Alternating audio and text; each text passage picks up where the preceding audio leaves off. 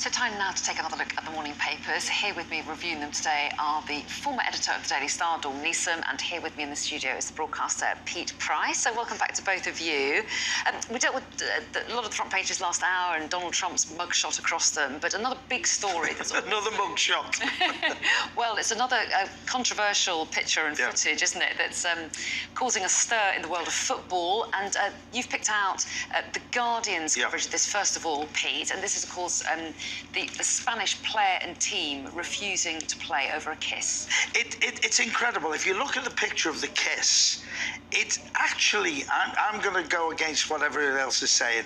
To me, it's the Spanish way. He is absolutely ecstatic at what he's done. There's not a tongue in sight. He's kissing her straight on the face.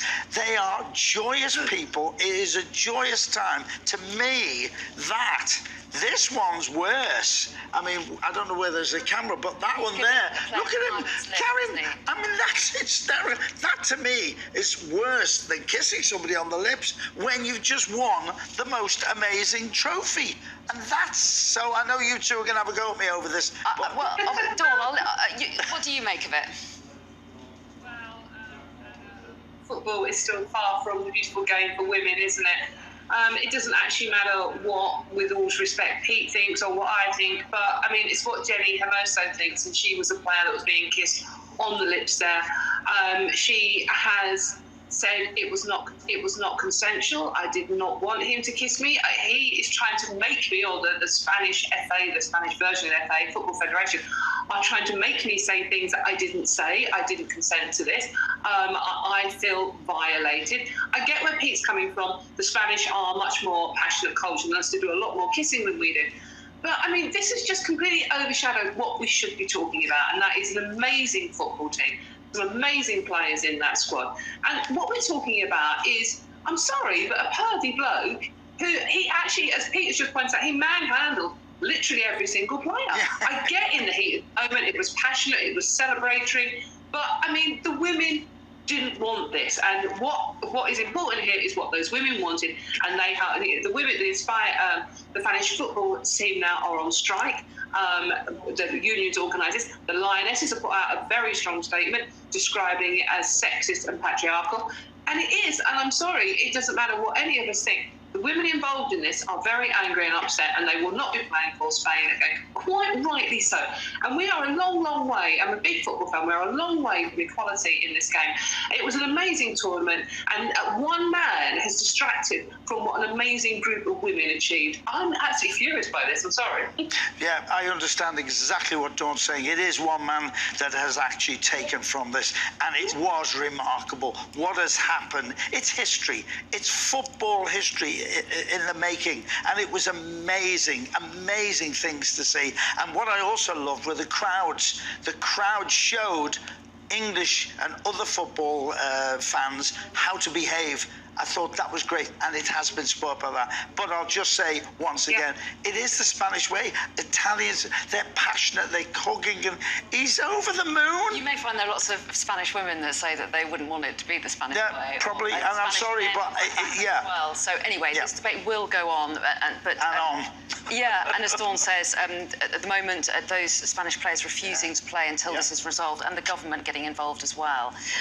Let's move on, Dawn, to the front of the Times, and a story about weight loss drugs. What's this article telling us? It's some good news. It's some good news for once, Anna. This is actually the weight loss drug. It's one of the brand names for it is Ozempic, but the generic drug is semaglutide, if I'm pronouncing that correctly. Basically, it was invented about 10 years ago to treat mainly type 2 diabetes.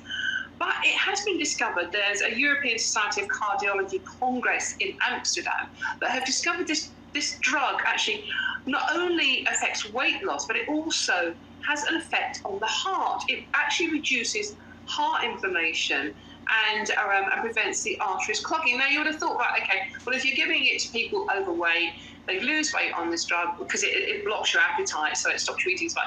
If you lose weight on this drug, of course your heart conditions are going to improve.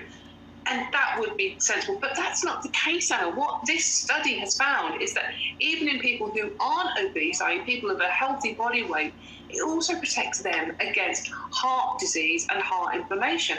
So it's a groundbreaking piece of research. And it could be good news. So there's 1 million people in this country who suffer from heart failure and heart disease. It actually is, it could be very good news for all of us, regardless of our body weight. So the problem with this, and there's always a problem, is that this drug has been approved for use on the NHS, but it is in short supply. But in theory, it's great news. I mean, I think Boris Johnson wrote about it in his very first column for the Daily Mail newspaper, didn't he? He was talking about going on it. But it is in short supply still, but it is good news. It actually helps cure heart failure, and that's a huge problem in this country. It certainly sounds very promising from reading that article, doesn't it? And clearly a number of those medics are excited by the results so far. Take us to the front of the FT, another kind of health-related issue on the front there, Pete. This is a minefield, in my humble opinion. Annual cost is rising to 16 billion, or by 16 billion, I should say, and a bit to address the labour shortage, 2.6 million long-term sick people. The Chancellor, Jeremy Hunt, is planning to use the autumn statement to tackle this, and it's got to be changed. And they're talking about a whole new system, including sick notes issued by doctors. The whole thing has exploded since the pandemic.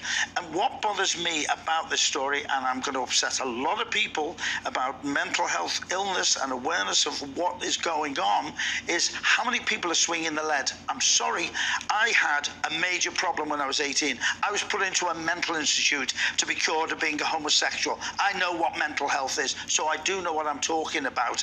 But I want to know how many people are screwing the system, and people have got to get back to work. And plus, work helps you with your mental health issues by being with people, by going into the public, going out there. It's not just about money. As I say, people are going to have a go at me over this, but I really feel very strongly about this. Dawn, do you think that's a fair point, that there are some people who are swinging the lead, as Pete says, or do you think there are a huge number of people who face real challenges and find it very difficult to work? I think I can totally appreciate what Pete's just said, and of course there are always a small minority of people who will abuse any system that is designed to help the majority who are suffering. I think, as far as mental health is concerned, it is still something we find incredibly difficult to talk about in this country, and I think that it is important we do take people seriously when they say they have a mental health condition, because for too long we have poo-pooed it and sort of like, man up, woman up, just roll up our sleeves and get on with it no matter what we're going through inside. So I do think it's important we listen to people when they say they are struggling with their mental health. As I said, yeah, Pete, there are always people who are going to abuse the system, but I think it's incredibly important. And people taking their own lives in this country is, especially youngsters, Anna. I mean, that seems to be, since the pandemic, in any case, that seems to be on the increase as well. It's very worrying. I think we do need to listen to people, and it's important we just don't dismiss it as people swinging the lead. Okay, we may hear more as well about the details of that at a later stage, as well as the autumn statement approaches. We are out of time once again. Pete and Dawn, thanks very much indeed for the moment. We will see you again in an hour. We have another go and look inside the papers then. Do stay with us in the meantime, though. Lots more coming up on Sky News Breakfast, including more on that boycott by Spain's World Cup winners over the allegedly non-consensual kiss.